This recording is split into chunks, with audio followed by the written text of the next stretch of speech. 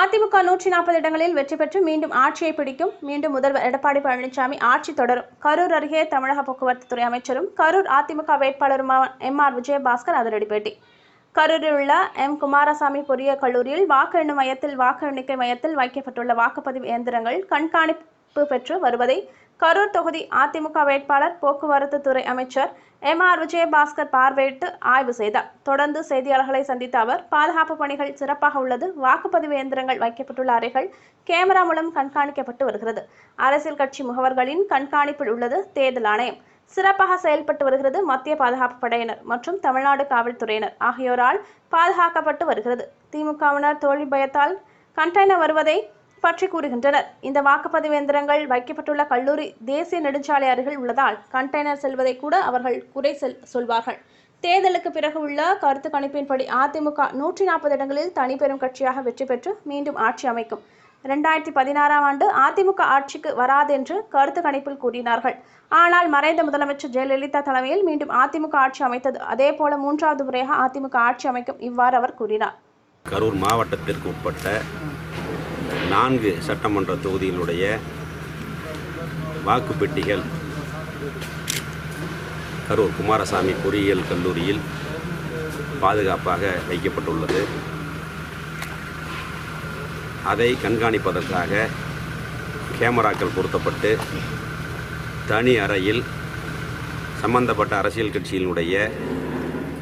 கட்சிகளை சார்ந்த நபர்கள் கண்காணிப்பு பணியிலே ஈடுபடுத்தப்பட்டிருக்கிறார்கள். அதை இப்பொழுது எங்களுடைய சீஃப் ஏஜென்ட், அதாவது முகவர் அவர்களும் நானும் வந்து பார்வையிட்டோம். தேர்தல் கமிஷன் பாதுகாப்பு ஏற்பாடுகளை சிறப்பாக செய்திருக்கிறார்கள். அது சம்பந்தமாக இன்று அந்த கல்லூரியில் அந்த அறையில் நாங்கள் வந்து அதை பார்வையிட்டிருக்கிறோம். திமுக கரூரில் மட்டும் இல்லை, தமிழ்நாடு முழுவதுமே வந்து ஓட்டு எண்ணிக்கை மையத்தில் வந்து சரியான பாதுகாப்பு ஏற்பாடு இல்லை, கம்ப்யூட்டர் பயன்படுத்துகிறாங்க, அப்புறம் வந்து கண்டெய்னர் லாரி வந்துட்டு போகுது அப்படிங்கிற மாதிரி பல்வேறு குற்றச்சாட்டுகளில் தமிழ்நாடு முழுவதும் கூறிட்டு வராங்க. திடீர்னு இந்த மாதிரி சொல்ல ஆரம்பிச்சிருக்காங்க. காரணம் அது தோல்வி பயம். அவங்களுக்கு ஏதாவது ஒரு காரணம் வேணும், அதுக்காக ஒரு காரணத்தை சொல்கிறாங்க. இப்போ இது கூட நேஷனல் ஹைவேஸில் இருக்குது, கண்டெய்னர் லாரி போய்கிட்டு வந்துக்கிட்டே தான் இருக்குது. கண்டெய்னர் லாரி போனால் பெட்டி இருக்கிற இடத்துக்கு என்ன இருக்குது? ஒன்று நல்ல பாதுகாப்பு ஏற்பாடுகள் சிறப்பாக இருக்குது.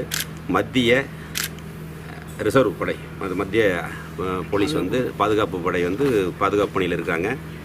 தமிழக நம்முடைய காவல்துறை அதிகாரிகள் சுற்றி பூரா கேமரா போட்டிருக்காங்க. தவறு பண்ணுறதுக்கெல்லாம் எந்த இடத்துலையும் வாய்ப்பு காணா. பேக்கில் பின்புறம் கூட இப்போ நாங்கள் பார்த்துட்டு வந்தோம். நீங்களும் கூட தான் வந்தீங்க. எல்லா இடத்துலையும் பாதுகாப்பு ஏற்பாடுகள் சிறப்பாக இருக்குது. ஓட்டுப்பதிவுக்கு பிறகு வெற்றி வாய்ப்பு எப்படி? அதுக்கு முன்னால் கருத்து கணிப்புகள்லாம் வந்து திமுக கூட்டணி தான் ஆட்சி பிடிக்கும் அப்படிங்கிற மாதிரி ஓட்டுப்பதிவுக்கு முன்னால் இருந்தது.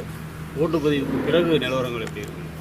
இல்லை, எங்களுக்கு அந்த பயம்லாம் ஒன்றும் கிடையாது. 2016 மாண்புமிகு புரட்சித் தலைவர் அம்மா இருக்கும்போது அப்படி தான் சொன்னாங்க. 2016 அதிமுக ஆட்சிக்கு வராதுன்னு சொன்னாங்க எல்லா பத்திரிகைகளும் ஊடகங்களும். ஆனால் புரட்சித் தலைவர் அம்மா அவர் 2வது முறையாக ஆட்சிக்கு வந்தாங்க. இப்போ மாண்புமிகு தமிழக முதலமைச்சர் எடப்பாடியார் தலைமையில் மாண்புமிகு அம்மாவுடைய அரசு 3வது முறையாக நிச்சயமாக ஆட்சியை பிடிக்கும். தமிழகத்தில் 140 சீட்டு குறை இல்லாமல் நாங்கள் ஜெயிப்போம், தனி மெஜாரிட்டியோட.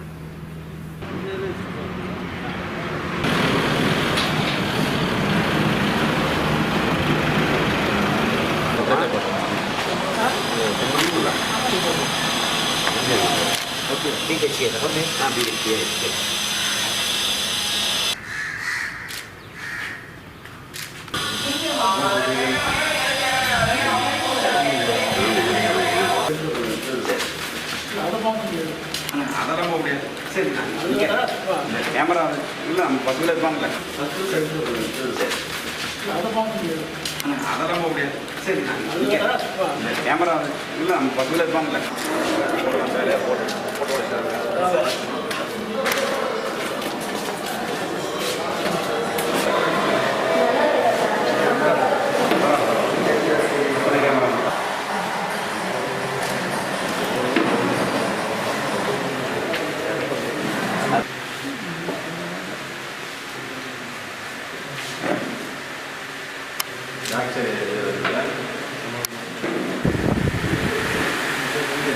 மாட்டி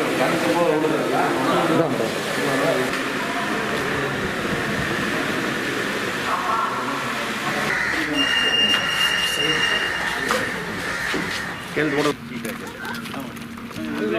நைட்டு ஹால்ட்டு பண்ணுறாங்க இல்லைங்களா அவங்க வந்து வரலாங்க எப்போ வேணாலும் வரலாம். யாருக்கு கொடுத்து பண்ணணும் ஆமாங்க நம்ம கொடுத்து பர்மிஷன் ஃபோட்டோ ஓட்டி ஐடென்டிஃபை இது இல்லையா லிஸ்ட் பேர் வச்சுக்கிறீங்க எந்த ஊர் வழிவலை